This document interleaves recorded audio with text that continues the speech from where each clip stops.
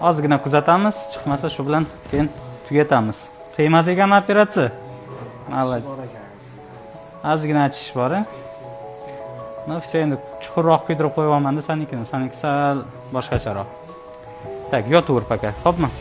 Bugungi bemorimiz Azizbek 16 yoshda. Azizbekni yuragi 24-yildan beri bezovta qilish boshlaydi, ya'ni 2 yildan beri. Bemorda asosiy shikoyati sal hamsirash bo'lgani uchun kardiologga murojaat qilishgan va echo qilishganda yurak kengayib, kuchi kamayayotganligi aniqlangan.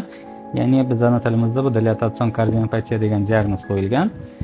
O'sha diagnoz bilan yuravergan, keyinchalik 1 yildan keyin aritmiya qo'shilgan.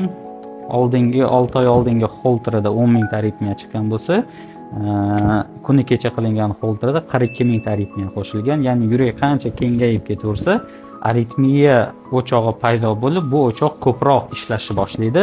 Natijada asosiy kasallikni bu kasallik kuchaytiradi. Ya'ni yurak yetishmovchiligi tezda rivojlanishi mumkin. Demak, klinik holatini yaxshilash maqsadida biz demak irchi amaliyotini tavsiya qildik, kirdik, topdik, haqiqatan ham yurak kengaygan, joyini topib kuydirdik, aritmiya birinchi kuydirganimizda yo'qoldi, atrofni chuqurroq ishlab qo'ydik. Hozir kuzatamiz. Agar aritmiya shu bilan chiqmasa, bemorimizni nazoratga olamiz. 1 oy, 3 oyda bemorimiz kelib turadi.